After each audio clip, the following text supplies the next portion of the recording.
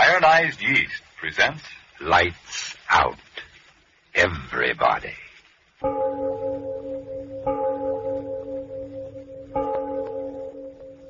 It is later than you think. Lights Out brings you stories of the supernatural and the supernormal, dramatizing the fantasies and the mysteries of the unknown. We tell you this frankly, so if you wish to avoid the excitement and tension of these imaginative plays, we urge you calmly, but sincerely, to turn off your radio now. My name, Arch Oboler. Tonight, another in our series of tales of the weird and the unusual. And this one is really unusual. It's about that little god of chance, the one who flips a coin and makes us rich men or beggar men. But before we start, Frank Martin has something to say to you. And I'd like to suggest, friends, that success isn't all a matter of luck or chance. No, success depends largely on you yourself. You can't hope to get ahead if you're miserably thin and tired and nervous. But you needn't necessarily go on feeling that way. If your trouble is vitamin B and iron shortage, then take ironized yeast tablets. They give you both vitamin B and iron. Thus, when you need them, help two ways to build you up. Help two ways to restore strength and pep. Men and women by the thousands who only needed more vitamin B and iron say, thanks to ironized yeast, they've gained new vigor, new weight, and strength, often in a few weeks. That's right, ironized yeast tablets. All druggists have them. And now, Lights Out, everybody.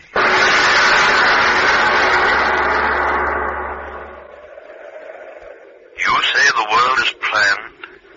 I say the world is chance. Sailing, sailing over the bounding main. Cut it out, Laura. Cut it out. You're rocking the boat. Baby, this is really fun. Will you quit doing the Big Apple? This ain't Roxy's. This is a canoe. Smell that air. Isn't it just terrific? Yeah, there's too much of it. Dottie Nelson, don't you talk that way. You know mighty well we came out here to get healthy. All right. So I'll get healthy even if it kills me. Sure was a funny way to pick out a place to go on a vacation, wasn't it? Eeny, meeny, miny, mo. Yeah, and this place was Mo. Oh, well, what if we picked out Alaska or Cicero or someplace like that? At least this way. Oh, Daddy, look. Look at what? On the shore over there, all those big flowers. Flowers? Oh, for Pete's sake, the way you were wiggling, I thought it was Indians. Come on, let's go pick them.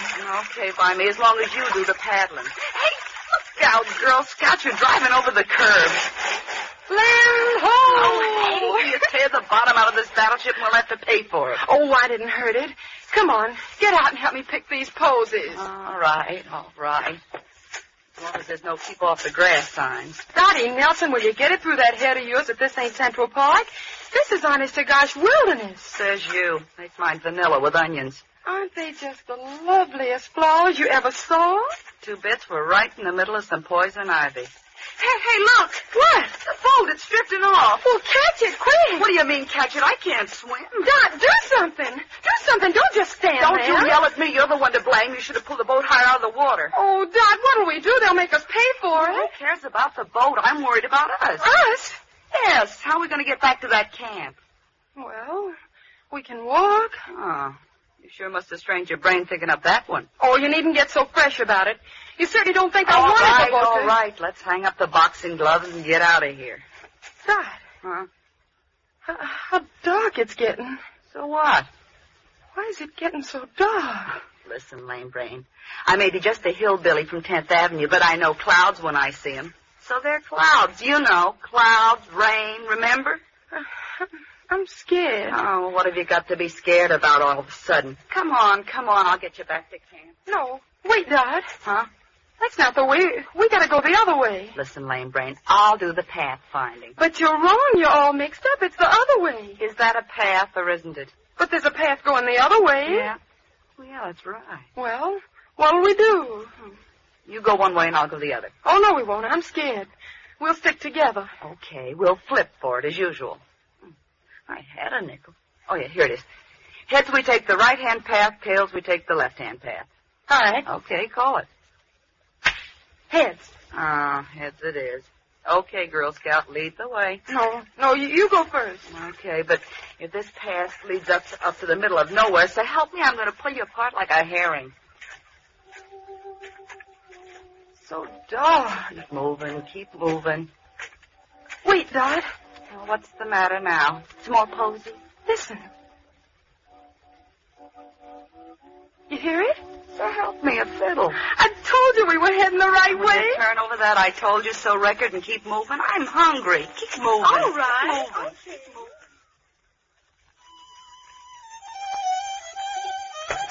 Okay. Well, this must be the front door of the joint. Why, Dot. How funny. Oh, what's funny now? That's pretty music. The place hasn't any windows. The door's all I care about. Do you think we ought to disturb whoever's playing? Disturb is right one side, Lady Gwendolyn. I'll do the knocking. Doesn't seem to hear us. Oh, he'll hear me. There, that did it. It's awful thrilling, isn't it? Okay, you do the thrilling, and you'll do the paying if they can't find that boat. Of all the donkeys. How do you do? How do you do? We're sorry to bust in like this. We sort of lost our way. Our boat, and we thought maybe you could tell us. Of course. Won't you step in? I'm more than glad to see you. Well, Of course we will. Come on, Dot. Okay. It's going to rain. Yeah, we found that out. We certainly were lucky to find this place. We heard you playing the violin. Now, did you really? If you'll step this way. Oh, Dot, isn't he the strangest man? Yeah. Turned his face away. He must be terribly ugly. Oh, forget it. Go on, keep moving. If you'll step in here, I have a small fire going. Kind of dark. Yeah. If you'll do me the honor of being seated. All right. Oh, boy, what a chair. Yes, it's most comfortable. Now, if I might be permitted to introduce myself. I'm John Boyd. I'm pleased to meet you, Mr. Boyd. I'm Laura, and she's Dottie. Believe me, mister, it's a pleasure. To my dog's hurt. May I sit and talk with you? There's so very much to talk about. Well, we should be getting back to camp. Oh, we got plenty of time. And anyway, mister, you don't know what a lifesaver you were. Was I? Really? Anything gets Laura scared is to be in the dark. All those rain clouds. Then I must apologize for not having more light here. You see, my eyes... Oh, that's all right, Mr. Boyd. I never could remember names. I guess I don't really mind it being dark in here. It's sort of like a nice tea room. Really? Don't mind her, Mr. Boyd. She was hit on the head by a bowling ball when very young. Oh, now, Dot. When you listen to that wind. The storm will come in just a few more moments. Oh, gives me the willies. Is your wife home, Mr. Boyd? I'm quite alone. Sure must get lonely out here. It was. Very lonely. Getting awful dark in here, isn't it? The storm... Oh. Oh, don't be alarmed. A door banging in the wind. If you'll excuse me for just a moment, I'll fix it. Okay. Dot, Huh? let's get out of here. Why? You're scared, too, Oh, huh? I'm not scared. You look so funny and shadowy in the dark. Dot, Huh? what's that funny smell? Yeah, I noticed it. Like medicine. He walks and holds his head so funny. And why does he keep away from the light of the fire? Let's get out of here. Yeah, okay. We'll make a run for it before the rain starts. I suggest you stay. Yes, I suggest you stay. Come on, Dot. You'd better stay, my dear. The storm, it's close at hand. Yeah? Well, something tells me I'd rather be out there than in here. Me too. Well, I'll be seeing you. Come on, Laura. Okay. Mister. Yes, Mister, the door's locked. I know it. You know it. Hey, listen. What's the big idea of locking that door on us? You let us out of here, mister. Mr. Boyd, or whatever your name is, didn't you hear me? What's the big idea of locking the door? I have some very interesting things to talk about with both of you. We want to get out of here. Come on, unlock the door. We'll scream our heads off. There's no one around for 15 miles. Are you going to open that door? I suggest you sit down. Give us that key. Now open that door. I tell you.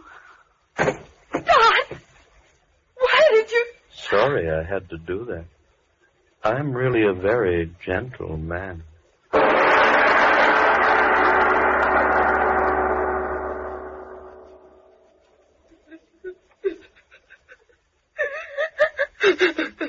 Oh, now, Dot, honey, please don't cry. I'm scared. Please stop crying. Please. I think we'll understand each other quite clearly now, won't we? Sit down. Sit down, the both of you. Sit down, I say. There.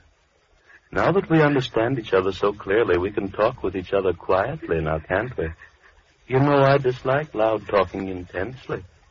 You see, I'm really a very gentle man. Please, Dot, don't cry anymore. That's excellent advice, my dear Laura, excellent advice. Dottie, I suggest you stop crying. Dot, please, do as he says. I'm all right. Of course, you're quite all right. Now, where was I? Oh, yes. Let me tell you of chance. Here I was, a quiet, contented man, sitting here all alone, and yet I was not quite content. Chance brought you here to me, and chance found me quite discontented. As a man of thorough saneness, as a man of infinite realism, I realize that this fortuitous circumstance of our meeting, fanciful as it might have been, is a welcome opportunity for me. Opportunity? For what? To fill my loneliness permanently. To get myself a wife. Wife? God. He is crazy. I suggest, my dear Laura, that you substitute another word, a kindlier one than the one you're using. Yes, I said, a wife. Laura, oh, we wouldn't make good wives. Honestly, we wouldn't. We're just a couple of kids, aren't we, darling? We may call for a heart, but oh, mister, have a heart, will you? Open the door and let us out of here. We'll keep our mouths shut. I swear we will. Mr. Boyd, please. Please, Mr. Boyd, will you? Have you quite finished? Then here's my answer. One of you becomes my bride. Oh, yes, my bride. I'm leaving this place shortly. When we reach our destination, one of you will become my wife. Oh, very legally. One of us. I marry only one. Then what about the other? To the ordinary man, that would be quite a problem now, wouldn't it? But to me, well, I told you I'm a realist, so the answer is quite simple. I marry one, and the other... The other? The other dies.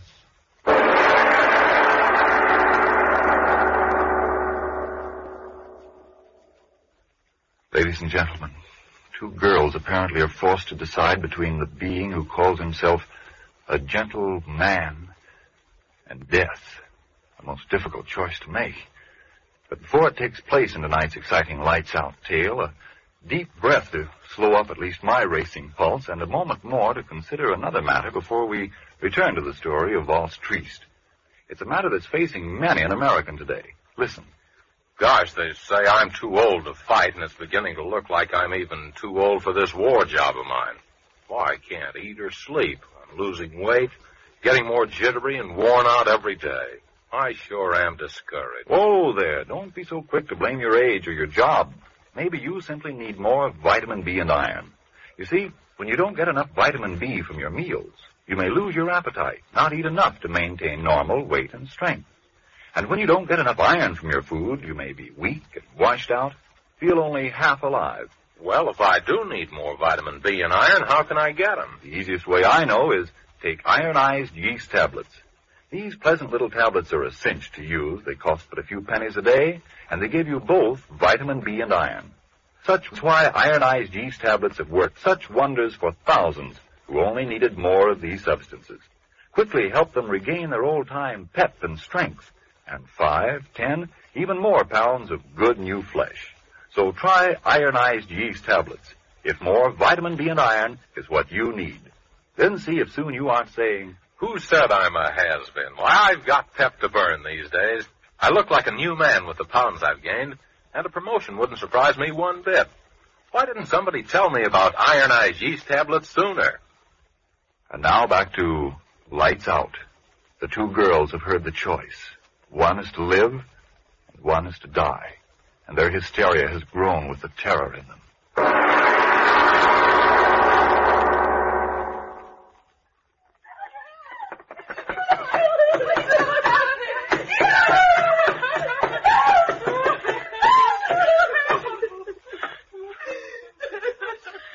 Are you quite through, my dear? How unfortunate. And after I told you how much I disliked loud talking. Don't hurt her, please, mister. Hurt you? Oh, haven't I told you? I'm really a very gentle man. Oh, yes, much too gentle. What? What are you going to do? Now, why do you ask that? The way you look at it. I'm trying to decide which one shall live and which one shall die. You wouldn't kill us? Oh, just one, my dear, just Oh, one. you wouldn't dare. We could both stay with you. I marry one, the other die. Mister, listen. My family, they've got money.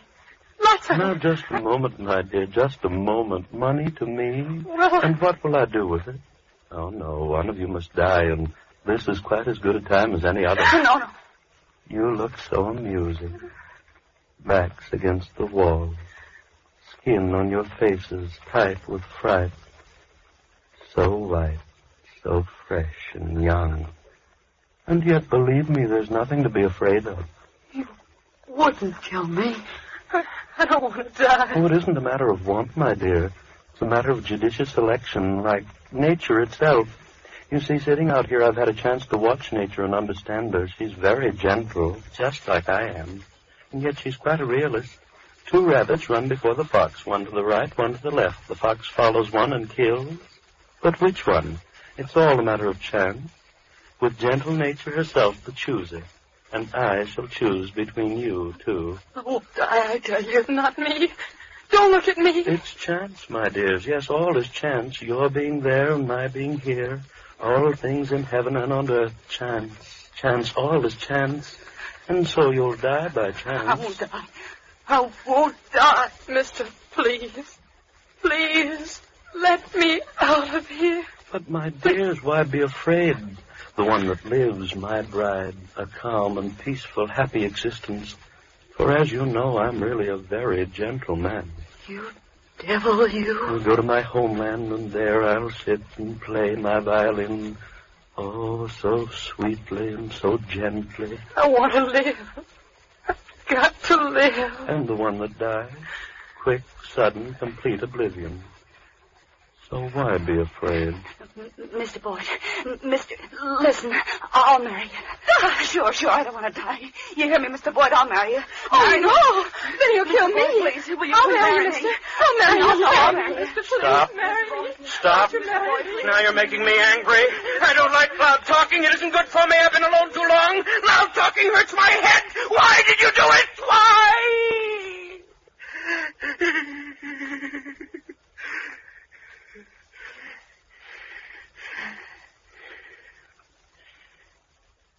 You see what you did? You make me raise my voice, and that isn't good for me. Oh, no, it isn't. Now, where was I? Oh, yes. Flattered as I am by your eagerness to marry me, most regretfully I must refuse. Chance must pick my bride and the bride of death. Here, see, a coin. One chooses heads and one chooses tails. We'll let chance be the chooser. No. Quickly, choose. Please don't make me angry. Choose. You, little one, first. Will you choose? Tails. And that leaves heads for you, eh, Dot, my little friend? Heads. Chance, all is chance. Shall one of you flip up a coin? No, I think I will myself. High in the air. There. That does it. Lands flat in the palm of my hand. Heads or tails? My bride or the bride of death? Oh. Laura. No, don't touch her. Let her lie there. Poor little child. Couldn't stand the strain of waiting, now could she? How unfortunate. Is it heads? Oh, we must have patience. I'll hold the coin here, flat inside my hand, until your friend recovers. If she lost, it wouldn't be fair to kill her while she's unconscious, now would it? Is it heads?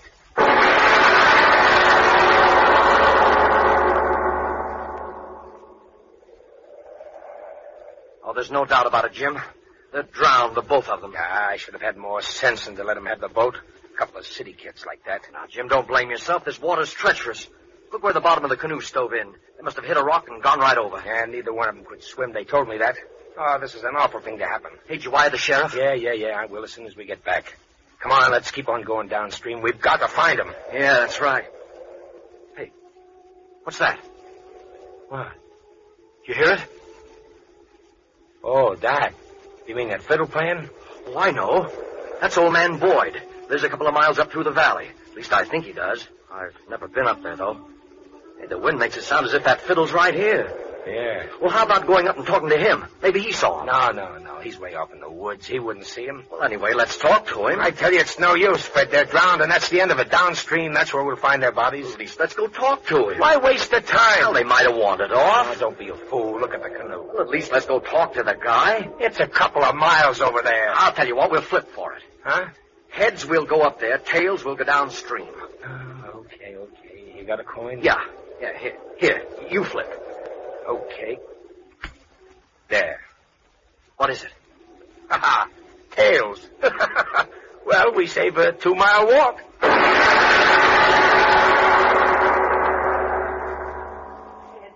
You've got to tell me, is it heads? Patience, my dear daughter. You must have patience. Oh, Laura's waking up. Yes, open your eyes, Laura. What? You fainted? Yes, my dear, you fainted. Help her to her feet, Dottie. Help her to her feet. Come on, Laura. Oh. Now then, we're all together again once more now, aren't we? You're feeling quite well, aren't you, my dear? What was Chance's verdict? Oh, don't worry. It's all quite well.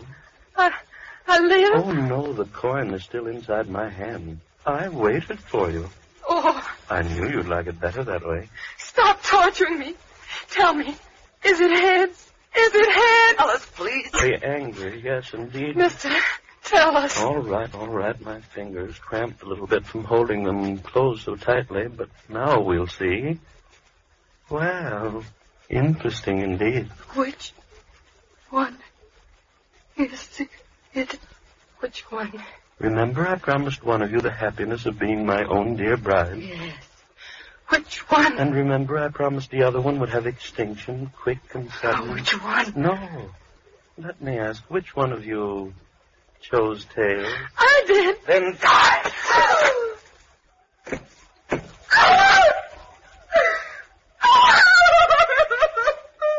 Oh, no need for tears for her, my dear. She died quite gently. No, enough of tears. For since she's dead, it's you who will be my bride. No, I won't. There is no choice. Chance was the chooser and you the winner. I'm a man who always goes by chance. Now get up to your feet. This one is Death's bride. You make it all quite difficult, you do. Why do you persist in making me angry? Chance, all is chance. You'll be my bride. We'll be quite happy in my homeland when we get there. We'll pack, get to the seashore. No. First I'll play for you.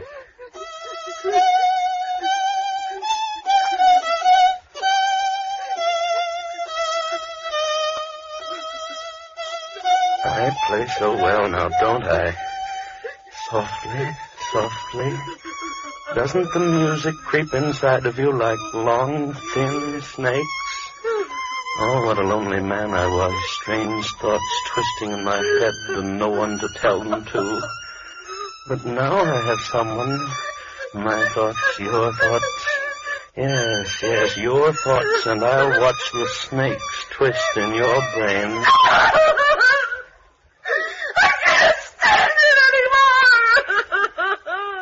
Now you've made me very angry. I won't play for you again. I won't. And crying loudly, too, when there's no reason. The marriage will be quite legal on shipboard. Yes, shipboard. I told you we must hurry. The rendezvous. I've been waiting for months. If we miss this, there'll be no more, and I must get back. And that reminds me, there's something I must tell you. Yes, tell you because I try to be a fair and gentle man. Come, over by the fire. Come, I say. There. Just light enough. Now come into my arms. No. Into my arms, I tell you. There. Close to me. My little bride-to-be. Yes, I shall tell you everything. I suppose you wonder why a man of all my talents and education hides away in this forsaken place for all these months? Well, you shall know the reason. Look at me. Look. Closely. You see, my dear, I had a little accident. I haven't got a face.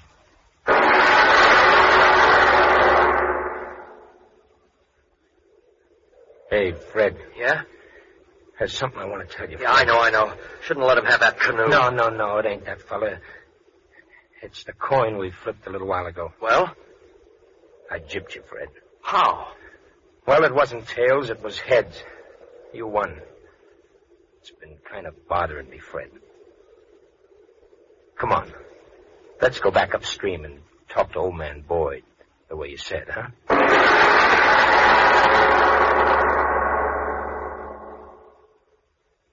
Oh, Mr. Obler. All right. I want to say something very quickly to the radio audience. Ladies and gentlemen, believe me, the story you just heard was just a story intended purely for amazement and amusement.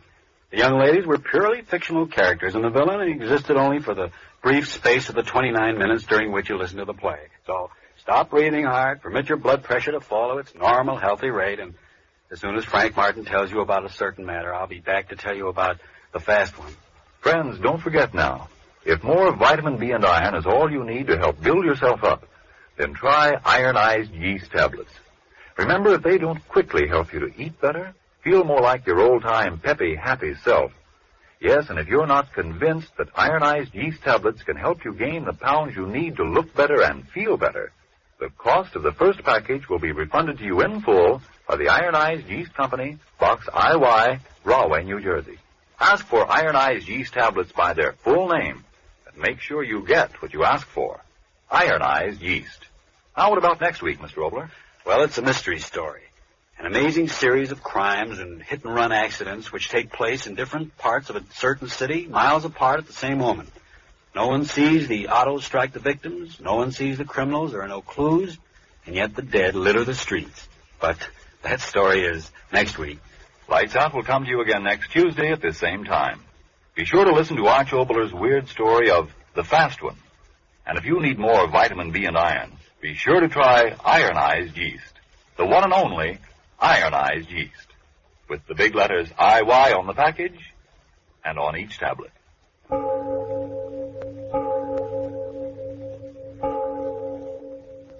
It is later than you think.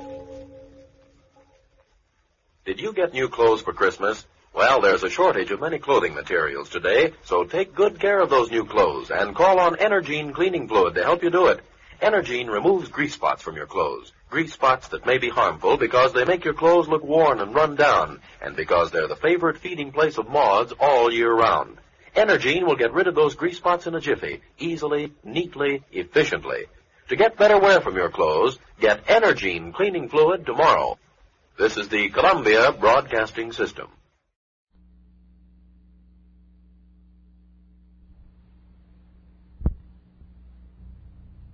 Ironized Yeast presents Lights Out. Everybody.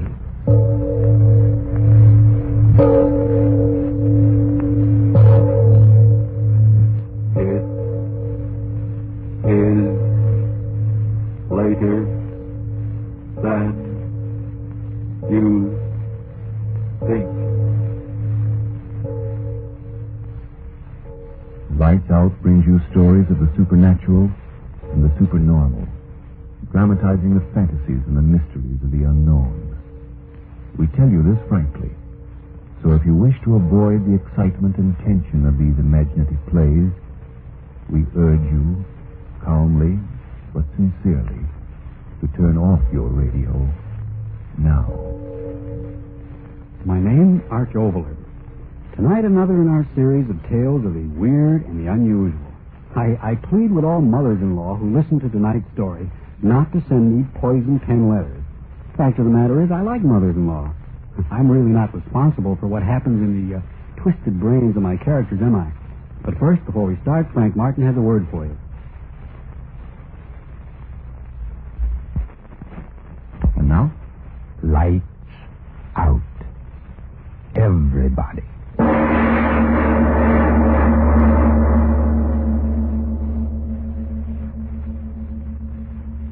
Afraid to die? Who isn't? When I was just a kid, I used to wake up in the night and see the dark pressing all around me. And I'd get so scared I'd think I was dead, buried. I'd try to scream. I couldn't. My voice, I'd know I was dead. I'd know it. I'd throw off the cover. I'd cry out, Mother, Mother! Oh, why? Why did I yell out like that? Why should I be scared now? I want to die. I gotta die. It's cold here in the basement. I wonder if the grave is cold. Why don't I get it over with? The rope's around my neck. One step off the ladder and I'll hang and die. And I gotta die. I gotta die. The wages of sin are death. The wages of sin are death. Funny how I seem to hear the words the way my father used to say them. The wages of sin. But was it sin? No. It was hate. I killed her because I hated her. I remember the first time we met. Jay had just married me. And we were walking along the street to his house. Oh, Ella, you'll like my ma. Really you will. Well, Sure, she's swell. Best woman in the world. Is she? Well, I mean... Well, you're my wife now. Ella, that proves what I think of you, don't it? I guess it does. Oh, you and Ma'll get along fine. Will this be a surprise to her? Well, here's the house. What do you think of it? Well, it's all right. Yeah. Well, in we go. Will Ma's eyes pop when she sees you? Pop right out, I'll bet you. Come on, Ma, open up. Got a surprise for you. Jay, where have you been, son? Where? Oh, surprised, eh, Ma? Meet Ella. Jay, you've brought home a woman. When she said it that way, right from that minute I knew I hated her. And that's the way it was from then on. I wasn't Jay's wife to her, but a woman. Stranger in her house. And it was her house and everything in it. Nothing Jay's, everything hers. Ma, can I use your car to take Ella riding? Ma, mind if Ella plants some roses in your garden? Ma, is it all right if Ella uses... That's the way it was. Hers, everything hers. All I had was Jay, and he wasn't much. You can't blame me, you hear me? You can't blame me for not standing it. All my life I'd had nothing, and at last I was married, and I still had nothing. Her house, her car, her money, her son. I couldn't stand it, I tell you. So I killed her. The wages of sin are death. Why do I keep hearing Pa's words in my head? I'm going to kill myself. I'm going to do it. It's just that I want to sit here on top of a ladder and think and talk about everything for a little while. It's the last chance I'll get. Oh, like I said, I killed her. Well, not right away. I stood it for weeks and months. But all the time inside of me, something was talking. Kill her. Everything will be yours. Kill her. Soft like. And then louder and louder until my head was filled with it. Louder and louder until I couldn't stand it no more. Louder and louder until I said, yes, I'll do it. Yes. Yes. Everything would be mine then. Everything. I always wanted it that way. It had to be that way. Here in this basement. That's where it happened. Jay went to work. I came down here. Oh, it wasn't very hard to do what I had to do. I remember every minute of it so well. Every minute. I called her, and she came down into the basement. You call me, Ella? Yes, I called you. What's the matter? Somebody took the lid off the sewer down here. Land sakes alive. Now, who could have done that? Heavy iron cover like that. Jay wouldn't have done it. Is it deep down there? Of course it's deep. Ain't a sewer anyway. Covers an old well this building was built over. Oh. What are you owing about? Heard my son Jay tell you the same thing weeks ago. Yes, he did tell me. Funny, I forgot. Oh, look. What? Down in the well. Look. I don't see nothing. What? Oh, it's your well, isn't it, Mama? Your well. Everything is yours, so stay in it. Stay in it, Mama. Stay in it. Your well, Mama, but everything else is mine now. Everything mine, mine. That's the way it was. Easy. Too easy. Jay came home. He said... Hey, Ella, where's Ma? I don't know. She wasn't here when I got back from the store. Must have gone out. Oh. Well, she'll be back. Leave it to Ma. But she didn't come back. How could she? Jay went to the police. They came around.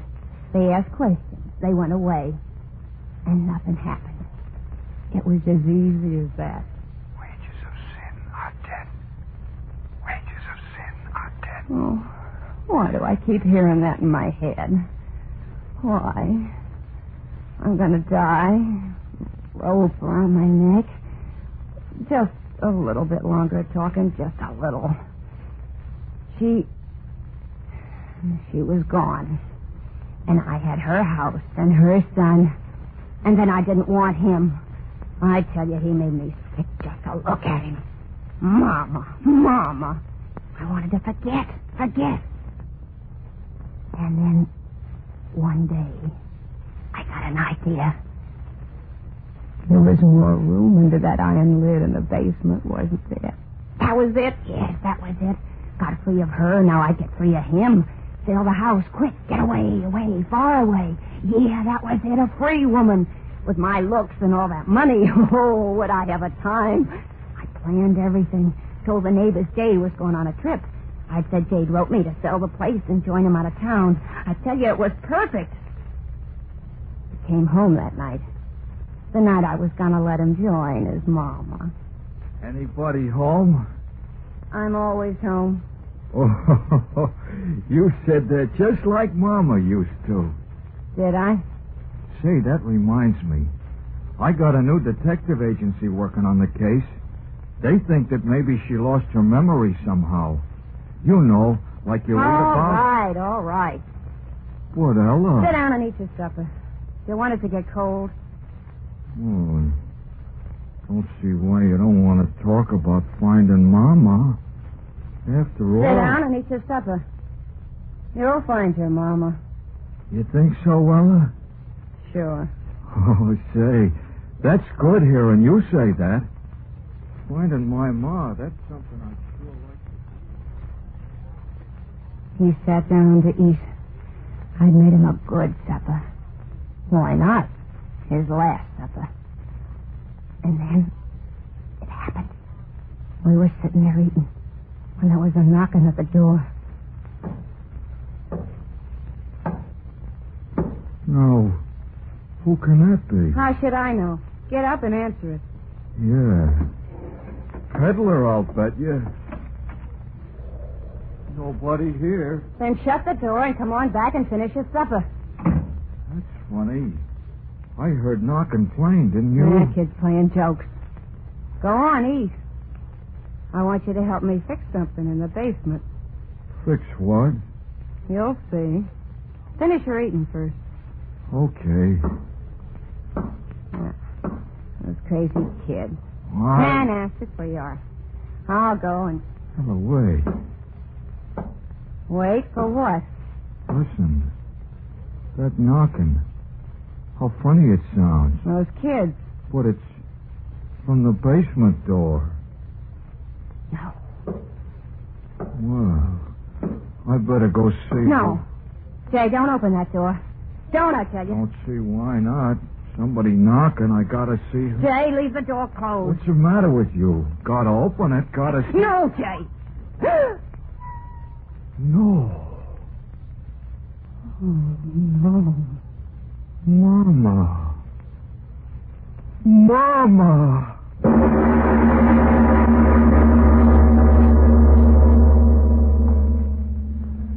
Ladies and gentlemen, this moment when the dead have returned is certainly a fit one to loosen your grip on that chair and take a deep breath and slow up your pulse beat.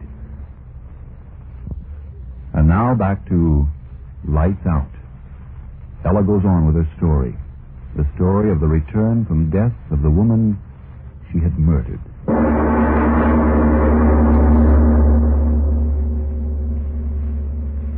Yeah, it was her, all right.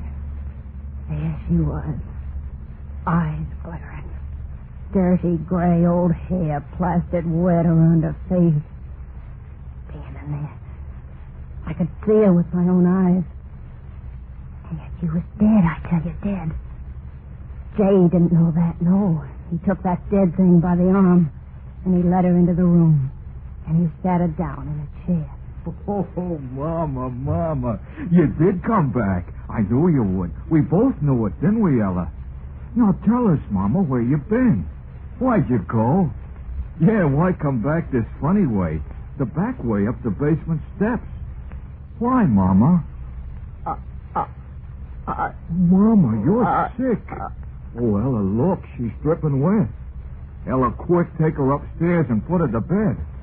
Yeah, and maybe you'd better sleep with her tonight. Keep her warm. Ella? Why are you looking so funny? Ella! Ma! Ella fainted. Why did she faint? Why? Sure, I fainted. Me sleep with that. Me keep that warm. Oh, no. I didn't wake up until next morning. Jay was leaving for work. He told me she was sleeping in her room to take good care of her when she woke up. And he went away, happy his Mama was back.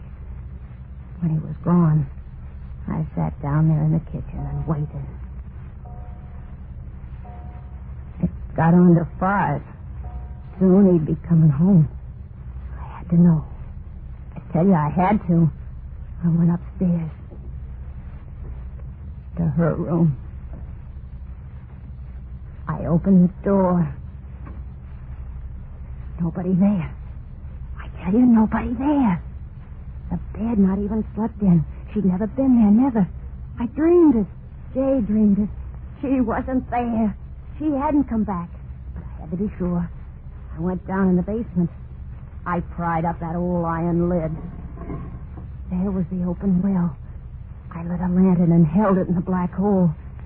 I looked in. She was there, floating in the water like a big fat... Oh, but she was still there. Well, that's all that mattered. I piled things over the lid to hold it down, and old trunk boxes, heavy things. That's what I did. They came home after a while. He said, "How's Mama?" I said, "All right." He said, "Call her down to dinner, will you?" I said, "Yeah, sure." Oh, yeah, that's what I said. I knew Mama was all right where she was. We sat down to dinner. He kept talking about her. How funny it was that she still was sleeping. How funny it was the way she came back. But all the time I was laughing inside myself because I knew what had happened was just a strange dream we both had had. Because she was dead. Dead and floating. We sat there eating. I felt good. Her bad dream ended. So this night Jay would join his Mama. Woman. Yeah. And then, just like the night before, it happened. Say, now who in the world's that? And it's the basement door again. Now what in the... Mama! You! Yeah. I screamed. What good was that? There she was again. The water dripping down off her face and clothes and puddling on the floor. And this time I knew it was no dream. She came into the room. She sat down on a chair. Jay talking all the time. He didn't see the way I saw, that her face was... started to thunder. And Jay said... Oh, Mama, you should never have sneaked out on a night like this. Not to bed with you. In the morning, I'll call the doctor. Ella, you take Mom upstairs to bed. And this time, be sure you sleep with her. You know how scared she is of thunder. Go on now. She's soaked to the skin. I just sat there. I tell you, I couldn't move. Thinking of going upstairs with her, being in the same room with her. It froze me to my chair. And Jay said... No, come to think of it, I'll go fetch the doctor right now. Can't take any more chances. Ella, you take Mama right upstairs and put her to bed. Lie down with her. Keep her warm till I get back with Doc Williams. And he was gone. Gone after the doctor. I sat there, the flesh on me crawling. The doctor'd come and he'd see that she was dead a long time. He'd be sure to see it the way I saw it, dead, and the water had... How long we sat there looking at each other, I don't know. And then her lips moved, and it was like a cold wind. And I said to put me to bed. That's what she said. My son said to put me to bed. And then I understood the whole thing. She'd come back from the dead to keep me from killing him. And she wanted me along upstairs to... No, I wouldn't do it. I sat there without moving. Her lips moved again. He said to keep me warm. Come upstairs, Ella, to keep me warm. Me keeping that dead thing warm. Her wet, cold, dripping skin against... No, I wouldn't do it. She thought she'd make me crazy that way. Hold me in her bony arms until the sense in me ran out, the way the well water was running out of her. Make me crazy. Something to be locked away like they locked my own mother away. Crazy. Oh, no, that wouldn't happen to me. She wouldn't make me crazy, not me. I got to my feet. I turned quick before she could stop me. The basement door. I locked it behind me.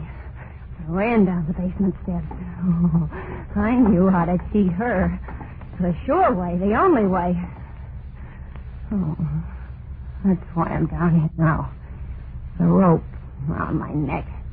The other end tied to the crossbeam. I'll jump off this ladder. The rope will stretch. I'll be dead. And she'll never get me crazy. Still thundering. If I make noise as I choke, nobody will hear me. And I'll die. And I'll never see her again. Why don't I do it now? There ain't much time. Jay and the doctor will be coming back. I gotta be dead then. Good and dead, or they'll find out the truth about her. Why don't I do it now? Why don't I do it? Because I'm afraid. Afraid of dying. That's why I've been talking here in the dark, because I'm afraid. Oh, it'll be so dark. Empty. Things will go on in the world, and I'll have nothing but the dark. Why should I die? Yeah, why should I? If I left this house, she wouldn't follow me, would she? That's all she wants, the house, her Jay. Well, she can have him. I'll go right away. Far away. They'll never find me, never. Oh, the rope. It's so tight around my neck. Oh, I gotta get it off. I gotta hurry and get away before Jay and the duck. I can't get the rope off. Who's there? Who's coming down the steps? Is that you, Jay? Oh. You followed me down. How could you? I locked the door. Oh, but then I put that iron lid over you, too, didn't I? And it didn't do much good. Oh, listen. Listen, I'll go away. You hear me? I'll go away. This'll be your house and everything in it. Hear me? All yours again. And Jay, I'll leave him, too. I won't take anything with me. I'll just go right away. Get the rope off. I'll go. You'll see me go. Oh, and made the noose so tight I can't seem to... Mrs. Kruger, what are you going to do? You're not going to climb up the ladder. Oh, no, stay off. Stay off, I tell you. Don't come closer. I can't stand you coming closer. Stay away, the ladder. The ladder will fall. The rope is still around my neck if I fall.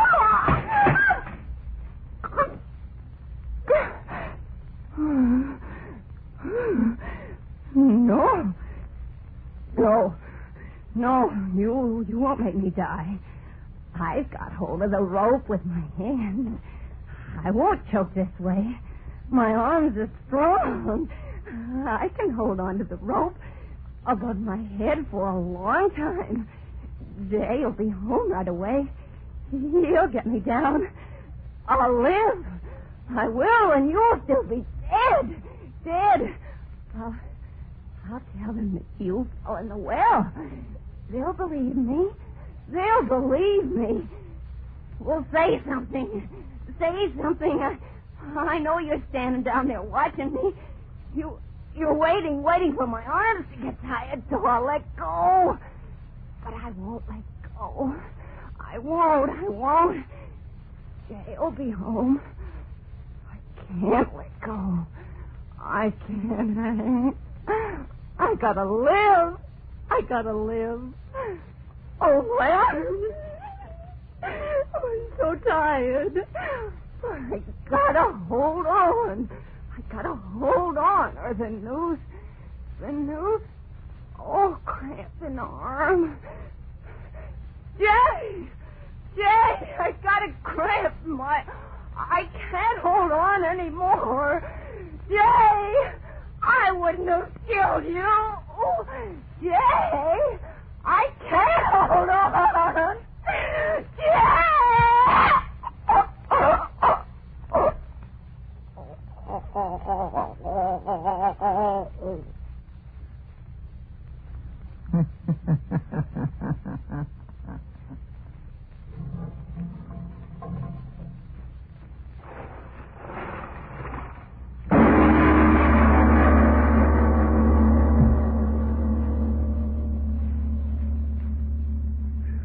Mr. Obler, last week and again this. You really believe the dead can return to avenge?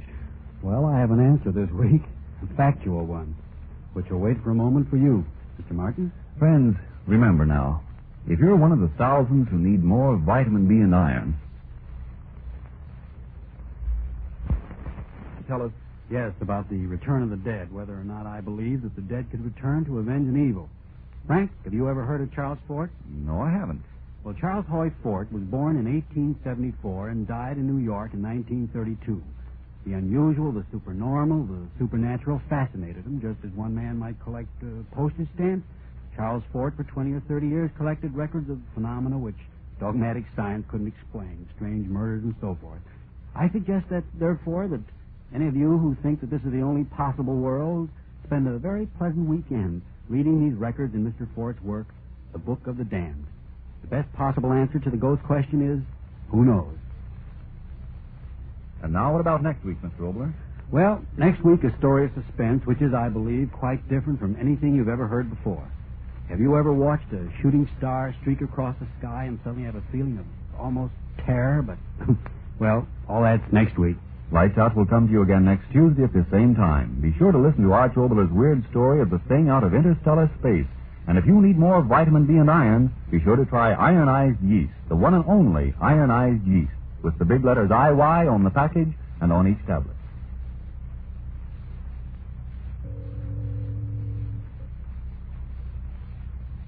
Do you intend to be well-dressed next year? Then take good care of the clothes you now own, because there's a shortage in many clothing materials. And to help get the best wear from your present clothes, keep them free of grease spots with Energine cleaning fluid. Grease spots are the favorite feeding place of moths all year round. Grease spots also make your clothes look worn, run down, old before their time. But with Energine, you can remove those grease spots easily, neatly, efficiently. To help care for your clothes, get Energine cleaning fluid tomorrow.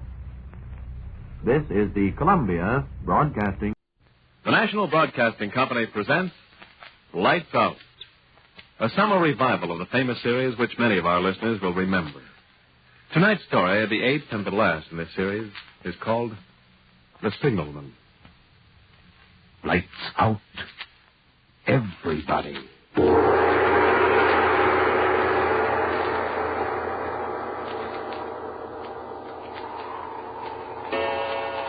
This is the witching hour. The hour when dogs howl and evil is let loose on a sleeping world. Sit in the dark now and listen to Lights Out.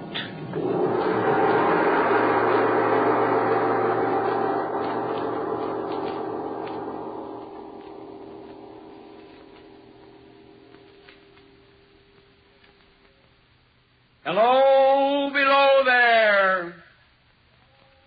I was calling to a man who stood beside a railroad track at the bottom of a deep and rocky ravine. One would have thought that, considering the nature of the ground, he would have looked up to where I was standing. But instead he turned and looked down the railroad line. I called again. Hello, below there. Because the terrible glare of the setting sun was in my eyes, I put my left arm across my face and waved to him with my right. He looked up, and I saw in his face an expression of intense horror. He regarded me fixedly without moving. I shouted, Is there a path by which I can come down and speak to you? He continued to stare at me.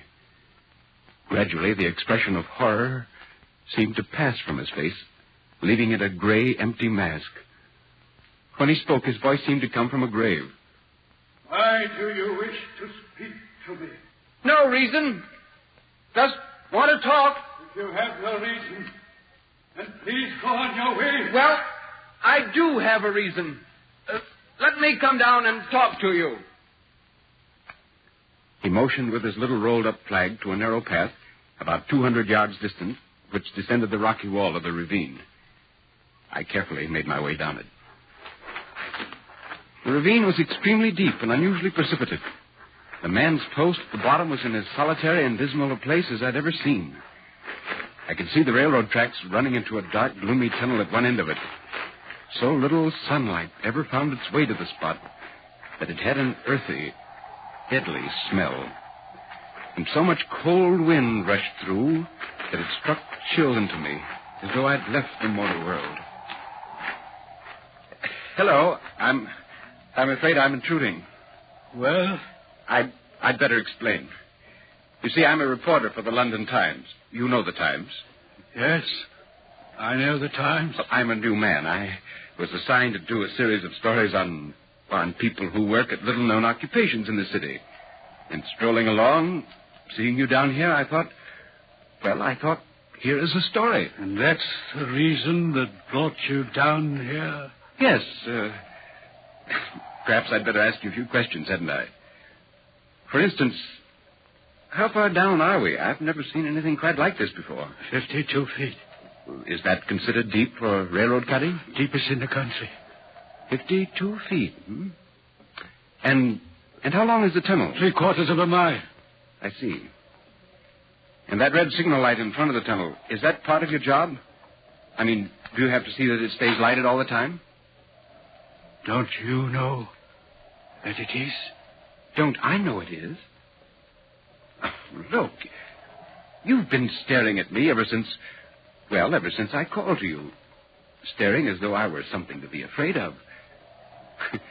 I'm just a newspaper reporter, that's all. I thought I'd seen you before. Seen me? But where? There.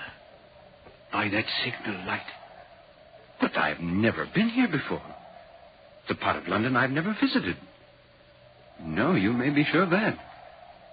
Perhaps I may. Yes, I'm sure I may.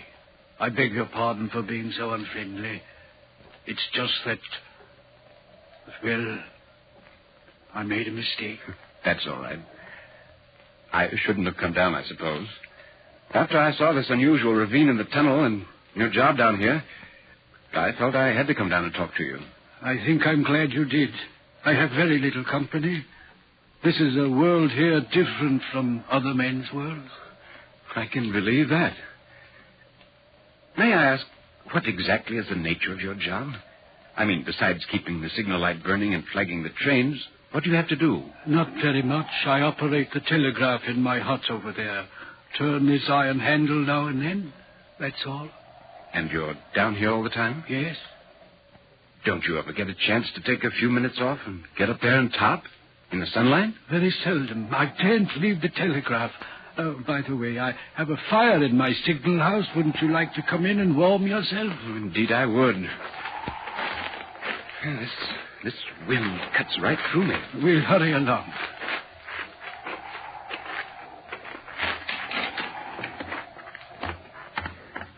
There. This will be better. Yes. I'll just put a little more wood on the fire, poke it down. How do you stand that wind? I'm about frozen. I've been here 8 or 9 years, maybe 10. I'm used to the wind. It never changes. Here, take this chair close to the fire. Oh, thank you. Tell me, don't you ever feel cut off from the world? Almost as though you were marooned and isolated down here? Yes, I do. This is a world in itself, down here. It's as wide as the tunnel is, and as high. Those are the boundaries of my world. For 1 hour, sometimes less, the sunlight falls into it, and at night I see the bright stars, as other men do. But that is all our 2 worlds hold in common. But why did you ever take such a job? Because Oh, excuse me, a message. Certainly. 6:15, Roxborough, 10 minutes late.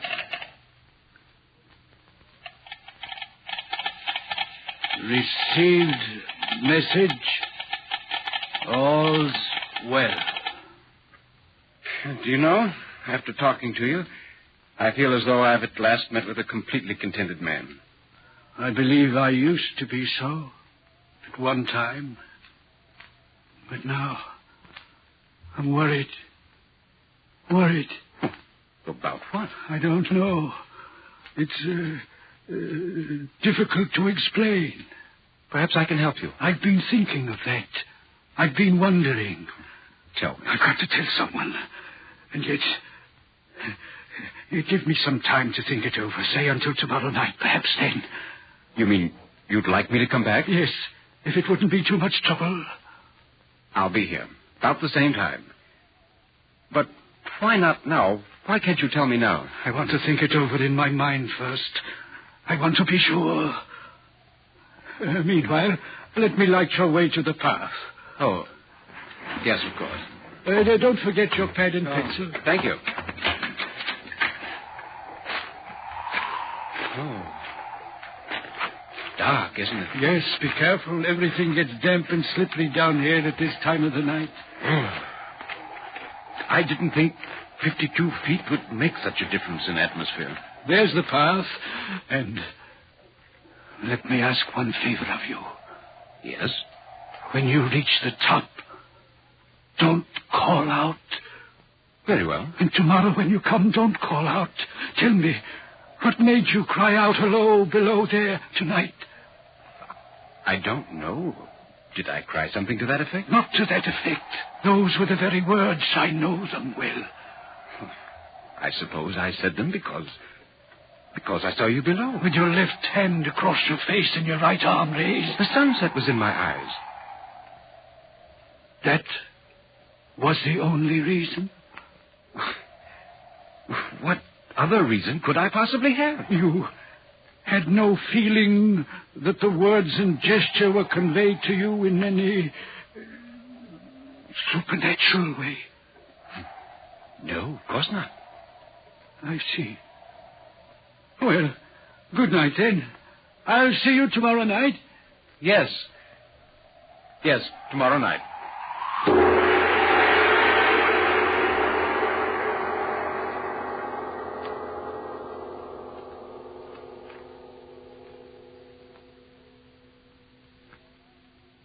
That night, I slept poorly.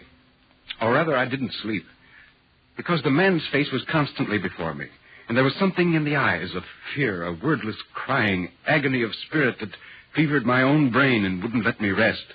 All night long, I watched the face, and behind it was the sun going down in flames beyond the ravine, and a figure which I recognized as myself, one arm shading the eyes, the other waving and standing in the ravine and shouting, "Hello, below there!" In the morning, my landlady awakened me. She said I'd been crying out in my sleep all night. Throughout that day, I worked with one eye on the clock, counting the hours until my appointment with the signalman. At last it came. The sun was going down again as I made my way down the path into the dank and unworldly ravine. He was waiting for me at the bottom with his white light. I didn't call to you. It's as you asked. I'm glad you didn't. I was waiting for you. Come along. We'll go into the hut and talk. It's warm there. Good. I'm glad you came. At times during the day, I feared you wouldn't. I promised you. Yes.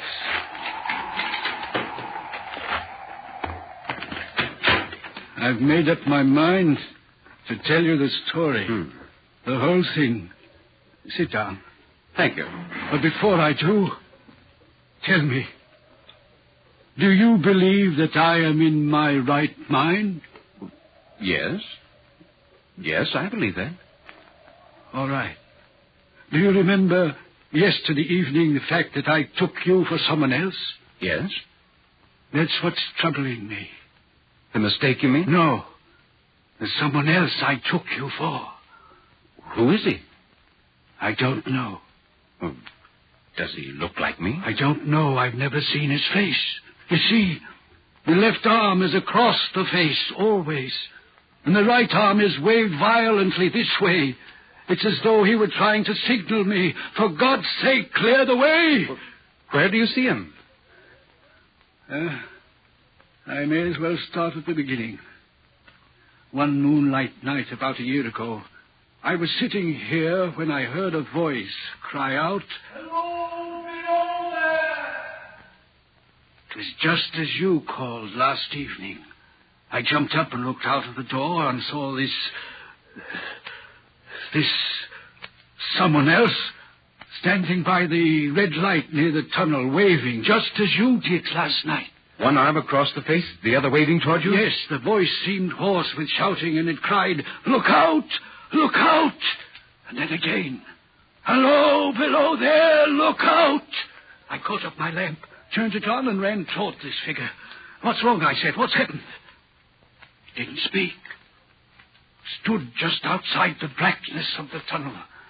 I advanced so close upon it that I wondered at its keeping the arms across the eyes. I ran right up to it and had my hand outstretched to pull the arm away when it was gone.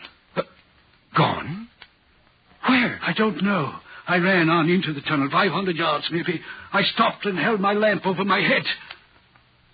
And all I saw were the wet stains trickling down the walls. I ran out faster than I'd run in, searched the area with my light, and then came back here and called Burnham and said the alarm had been given. Anything wrong? They answered, "All's well. Disregard alarm message." Well, don't you suppose you could have imagined seeing him? Yes, but you forget. I also heard him. Yes, but listen to the wind whistling through the tunnel. It sounds almost human at times. It's possible to Let imagine... me finish. You haven't heard the rest.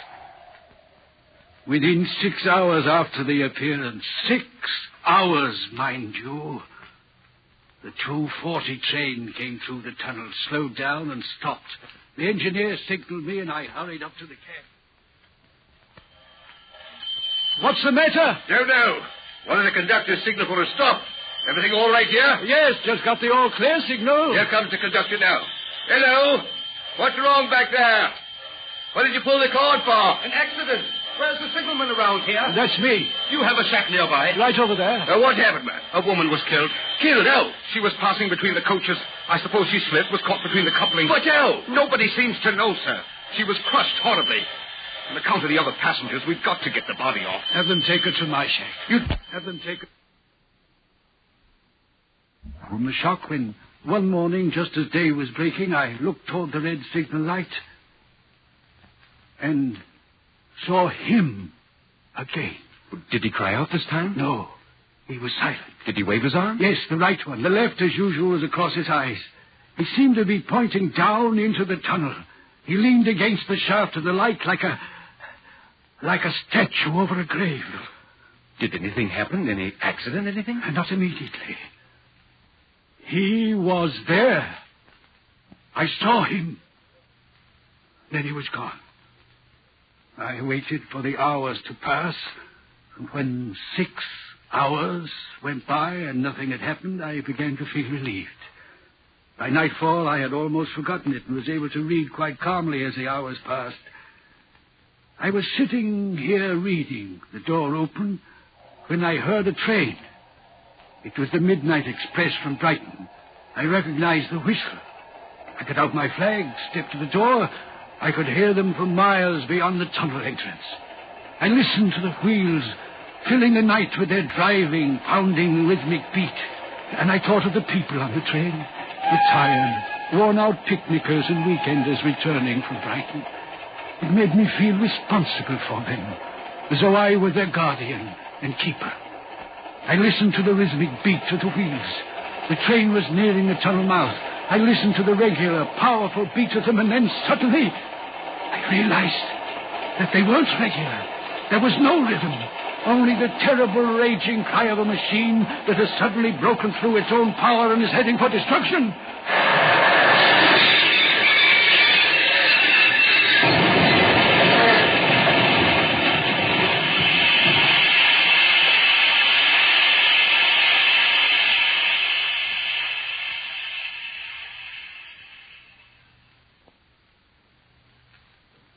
It was the worst wreck on the line. They brought the dead and dying in here. They laid them at the place where he stood waving to me that very morning. And this was the second accident after you'd seen him? Yes. And the thing that is worrying me now, it came back again a week ago. Oh. Ever since, he's been there now and again by fits and starts. Standing by the light? Yes. What does he seem to do? The left arm is over the face. The right arm is waving. He seems to be trying to say, for God's sake, clear the way. Can't believe it. I have no peace or rest from it. It calls to me for many minutes together in a frightful manner. Below there, look out, look out. It stands waving to me. Well, have you seen it tonight? No. Not yet. Well, will you come to the door with me and look for it now? Yes. Yes, I will.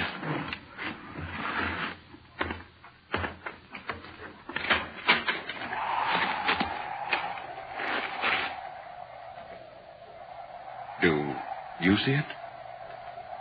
No. It's not there. Then let's go back.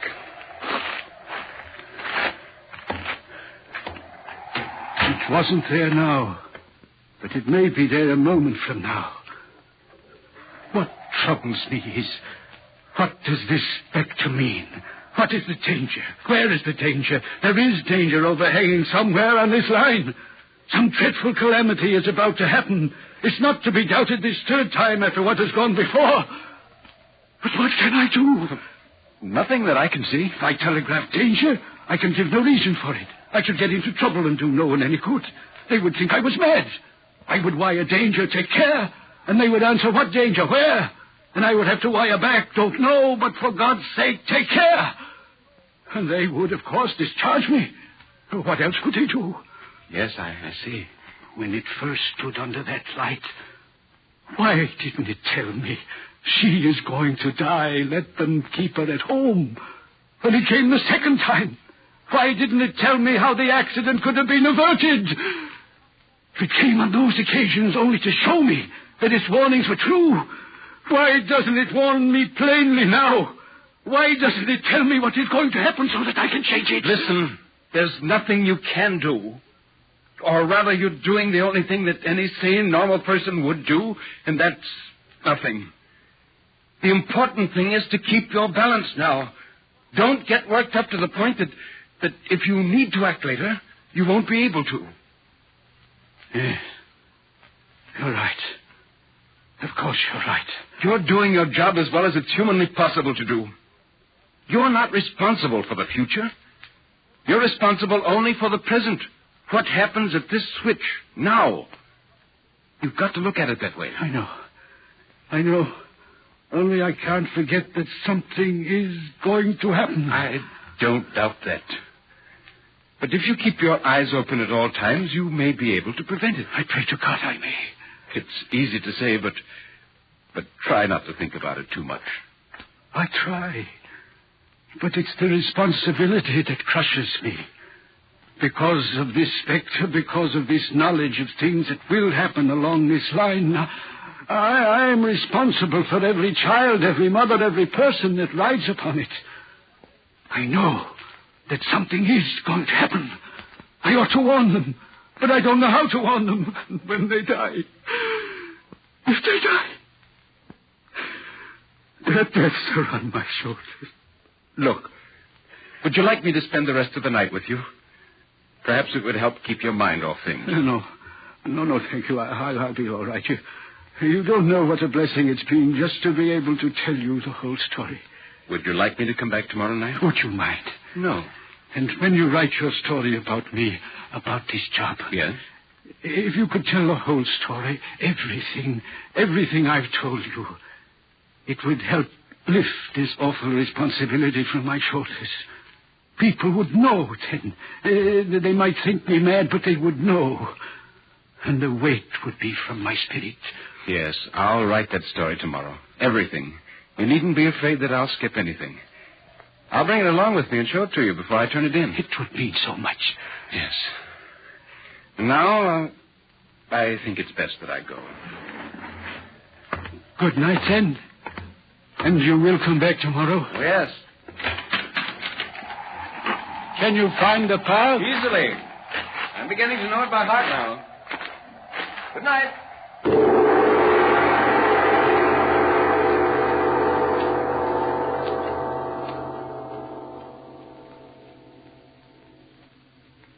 I went to bed immediately after returning to my lodgings.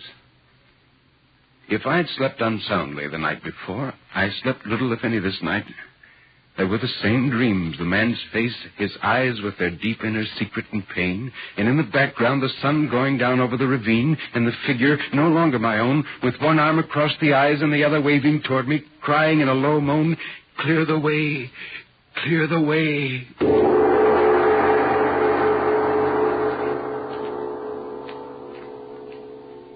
In the morning, when I came to work, I felt tired, almost feverish. I could hardly wait until sundown when I would again visit the signalman. I wanted to show him the story as I'd written it. At last, the hands of the clock pointed to 6:30, and I left the office on my way to the ravine. About half an hour later, I arrived at the top of the cutting. I glanced down, and there, close at the mouth of the tunnel, I saw a man, his left arm across his eyes, passionately waving his right arm. The nameless horror that oppressed me passed in a moment, for I saw that this man was a man indeed, and that there was a little group of other men standing at a short distance, to whom he seemed to be rehearsing the gesture he made. With an irresistible sense that something was wrong, with a self-reproachful fear that fatal mischief had come of my leaving the man there alone in his state of mind the night before, I descended the rocky path with all the speed I could make and ran up to the crowd. What's the matter here? Signalman killed. When? Just a little while ago. Not the man belonging to this post? Aye. Not the man I know? You will recognize him, sir, if you are a friend to him. The body is over here.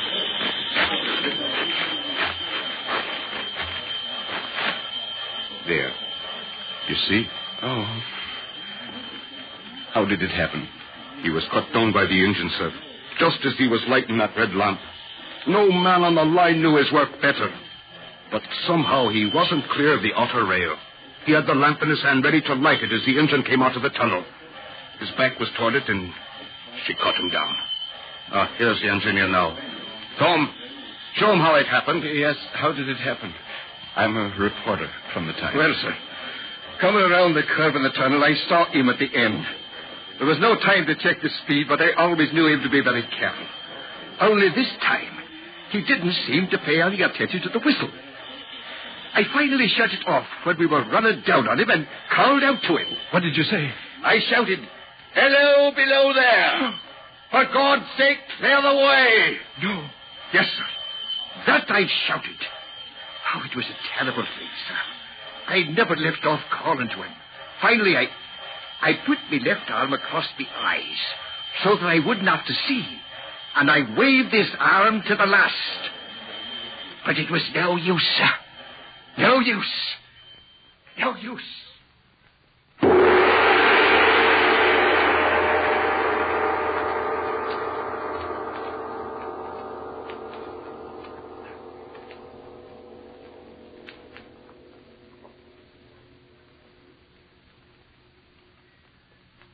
I walked away. I was trembling so that it took all my efforts to climb the rocky path to the top of the ravine.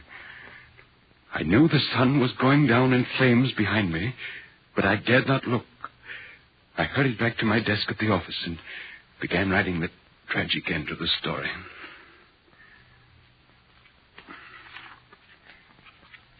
Sir? Yes, boy? Is your copy ready, sir? In just a moment. Please hurry, sir. Piper goes to press in a half hour. I'll have it ready. Come back in a few minutes. All right, sir. This, then, is the story as it was told to me and as I saw it. I make no judgment of it, no deductions. It happened. I know it happened. That is all. Except I bear with me the memory of a humble man, lonely and isolated from this world of ours, one who bore the responsibility for his fellow men so strongly on his conscience that he died from it.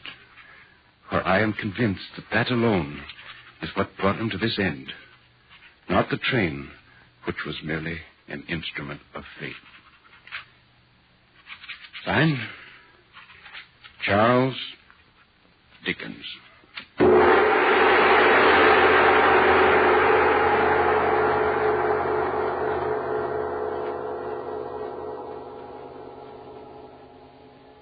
All right. You can turn them on now. You have just heard the eighth and the last in the summer series of Lights Out. Tonight's story, Charles Dickens' The Signalman, was adapted for radio by Frederick J. Lipp. Starring in the role of Charles Dickens was Nelson Olmsted. The Signalman was played by Herb Butterfield. Others in the cast included Boris Apland, Nathan Davis, and Jess Pugh. And now it's time to turn the lights out for the summer. We've enjoyed bringing you these shows, and if we've managed to send a few chills up and down your spine, well, that's what we set out to do. Beginning next week at this time, be sure to hear the new Judy Canova show, which returns to the air. You'll have the time of your life, so be sure to listen. Lights Out was produced and directed by Albert Cruz. This is NBC, the National Broadcasting Company.